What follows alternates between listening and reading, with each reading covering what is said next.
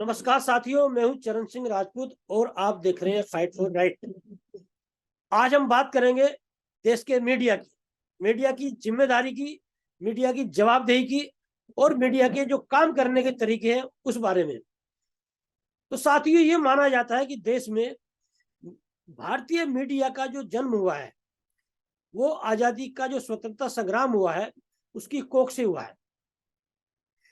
और ये माना जाता है कि जो देश में उस समय के पत्रकार थे वो दिन में स्वतंत्रता संग्राम में भाग लेते थे, अंग्रेजों के खिलाफ लड़ते थे और रात को अखबार निकालते थे। और वो दौर बड़े अभाव में अखबार निकालने का था।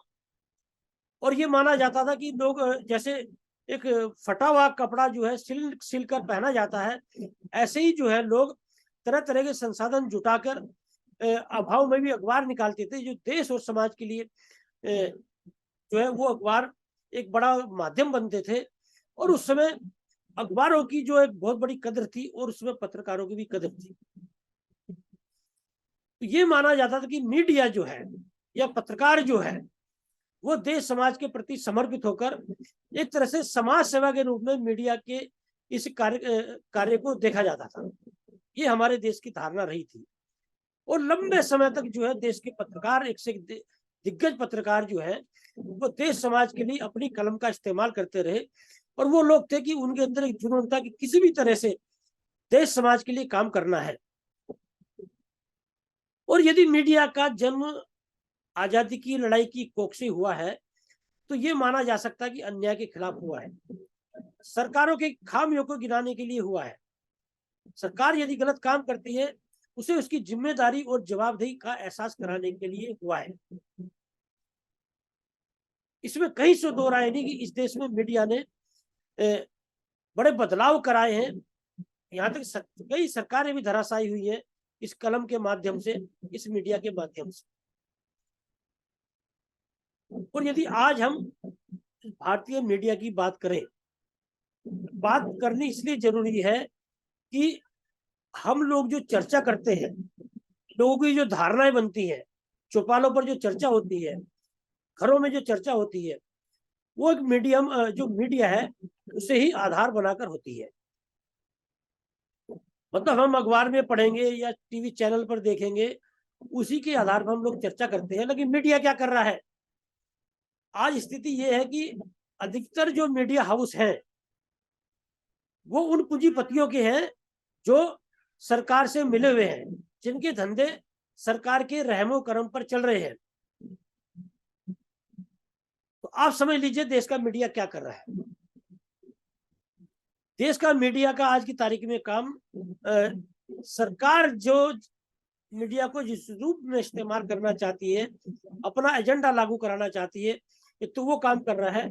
और दूसरा, देश के जो पूंजीपति है, जो काले कारनामे करते हैं, जो गलत काम करते हैं, जो उनके गलत धंधे हैं, उनकी ढाल के रूप में मीडिया इस्तेमाल हो रहा है।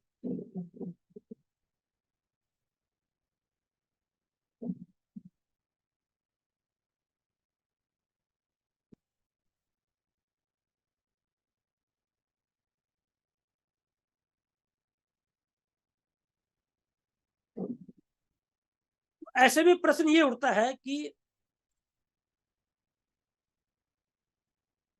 लोग ये बोलते हैं कि भाई नौकरी करनी है, जो पत्रकार है एक तरह से नौकरी रह गई है, पत्रकारिता रही नहीं है। लेकिन इस नौकरी के नाम पर जो पत्रकारिता चल रही है, इससे देश और समाज का कितना बड़ा नुकसान हो रहा है, समझने की बात इस समय ये है।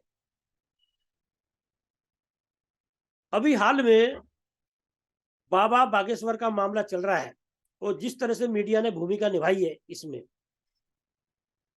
यह केवल ये कहा जा सकता कि नई पीढ़ी को भटकाने में इस तरह का मीडिया का जो योगदान है ये बड़ा भूमिका निभा रहा है। और मीडिया को अपनी जवाबदेही जिम्मेदारी समझते हुए ये समझना चाहिए कि जिस तरह से बाबा बागेश्वर के दरबार में जाकर कुछ पत्रकारों ने उनकी महिमा मंडन की है, इससे अंधविश्वास को कहीं ना कहीं बढ़ावा मिलता है। और आप देख लीजिए दिन भर जो है मीडिया में सरकार की गतिविधियां, विशेष रूप से प्रधानमंत्री नरेंद्र मोदी कहाँ गए, क्या कर रहे हैं, क्या पहन रहे हैं, क्या खा रहे हैं। इसके अलावा राष्ट्रीय मीडिया कोई दिखाने को तैयार नहीं है। देश में बेरोजगारी हो, महंगाई हो, दूसरी समस्याएं हो, युवाओं की समस्याएं हो, महिलाओं की समस्या हो, क्षेत्र की समस्याएं हो, पानी की समस्या हो, बिजली की समस्या हो, उससे आज की मीडिया को कोई लेना देना नहीं है। सरकारें और राजनीतिक दल अपना एजेंडा कैसे लागू करती है, कैसे वो अपना वोट बैंक बढ़ा सकती है, कैसे अपनी खामियों को छिपा सकती है और कैसे अपना एजेंडा लागू करा सकती है, इसमें एक तरह से मीडिया इस्तेमाल हो रहा है।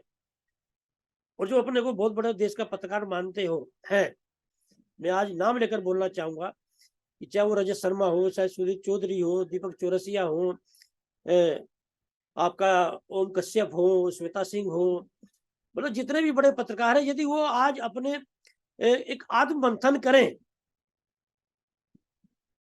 अपने पत्रकारिता में आने के उस उद्देश्य को महसूस करें, उस मिशन को महसूस करें, तो टटोले आवाज अपने मन को कि हम क्या वास्तव में अपनी पत्रकारिता का, अपनी कलम का, अपनी प्रतिभा का इस्तेमाल देश और समाज के लिए कर रहे हैं।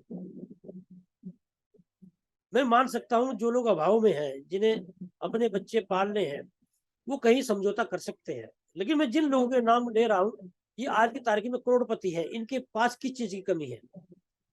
यदि हर तरह से संपन्न आदमी, संसाधनों से परिपूर्ण आदमी, यदि देश समाज के प्रति अपनी जिम्मेदारी भूलकर सरकार की महिमा मंडन करने लगेगा, पूंजीपतियों का पिछड़क बनना लगेगा, तो फिर मीडिया में और दूसरे जो धंधे हैं, काले धंधे में नाम लेना चाहूंगा, उनमें फिर अंतर क्या रह जाएगा? ये माना जाता है देश में कि साहित्यकार, पत्रकार, वकील जो है, जो बुद्धिजीवी है देश के, वो एक तरह से देश में यदि कहीं गलत हो रहा होता है तो उसके प्रति उन्हें आगाह करते हैं, गलत बातों को जनता के सामने लाते हैं, जनता को एक सही मार्गदर्शन दिखाते हैं, मार्गदर्शन करते हैं, जनता का एक सही रास्ता दिखाते हैं। ये मीडिया का काम होना चाहिए। तो आज एक काम सरकार और कर रही है कि सरकार को लग रहा है कि यूट्यूब चैनल जो है, डिजिटल मीडिया जो है, वो कहीं ना कहीं सरकार की खामियों को जनता तक ले जाता है। सरकार कहाँ विफल साबित होती है वो जनता तक पहुंचा देता है, या सरकार में बैठे हुए मंत्री या विधायक या सांसद कहाँ गलत काम कर रहे होते हैं, वो बातें जनता तक पहुंचा देता है। तो अब जो है सरकार जो है मीडिया पर अंकुश तो क्यों लगाएगी, क्योंकि मीडिया तो उसी के लिए काम कर रहा है। सोशल मीडिया जो है अपने जिम्मेदार कई मापदंड जो है पत्रकारिता के उसका पालन नहीं कर पाता है, उसके नाम पर एक तरह से सोशल मीडिया पर भी अंकुश लगाने की तैयारी सरकार की है। सोशल मीडिया पे नहीं, डिजिटल मीडिया पे आप मान के चलिए। और जिस तरह से चाहे अजीत अंजुम हो, चाहे विशाल शर्मा हो, चाहे प्रणब प्रसून वाजपेयी हो, या जो अभी इंडिया टीवी से छोड़कर जो आए हैं रवीश कुमार हो, जिस तरह से इन लोगों ने अपने जो है यूट्यूब चैनल शुरू किए हैं, या आपका द प्रिंट हो, द वायर हो, जनचौक हो, और कई ऐसे पोर्टल हैं जो सरकार के गलत कामों का खुलासा करते हैं। सरकार यदि कहीं गलत करती है वो जनता तक पहुंचाते हैं। तो कहीं ना कहीं इन्हीं जो पोर्टलों पे, यूट्यूब चैनल पे, डिजिटल मीडिया पे अंकुश लगाने की तैयारी सरकार की है। और यही सब वजह है कि आज की तारीख में जनता में कहीं ना कहीं भटकाव है, और लोग सरकार के गलत काम होते हुए देखकर भी उसने अनदेखा कर रहे हैं। देश में जो एक मीडिया के माध्यम से सरकार ने हिंदू मुस्लिम का जो माहौल बनाया हुआ है, और एक माहौल बनाया हुआ है कि सनातन धर्म इस समय जो है वो जाग रहा है, सनातन धर्म को आगे प्रचार प्रसार करना चाहिए। तो आज मीडिया की ये जवाबदेही जिम्मेदारी बनती है कि इस देश में सभी धर्मों को अपने ढंग से जीने का अधिकार है, चाहे वो हिंदू हो, मुस्लिम हो, सिख हो, ईसाई हो, और यही संविधान की ताकत है। और धर्मनिरपेक्ष देश इसलिए ही बोला जाता है कि हर धर्म के मानने वाले लोग अपने अपने हिसाब से रहें, लेकिन ऐसा कुछ काम ना करें कि दूसरे के धर्म के मानने वाले लोगों की भावनाएं उससे कहीं ना कहीं आहत हों।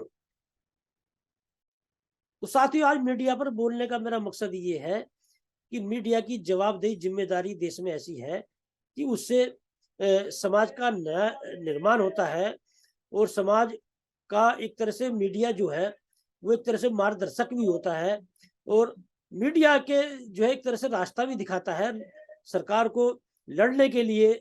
जहां प्रेरित करता है वहीं अपनी गलत खबरों से कवरेज से सरकार को उदासीन और नर्वस भी बनाता है। तो आज अ, मीडिया के फिर मैं आग्रह करूंगा मीडिया के हमारे जो साथी हैं अपनी जिम्मेदारी और जवाबदेही को समझे। इस कार्यक्रम को यहीं विराम देते हैं। नमस्कार।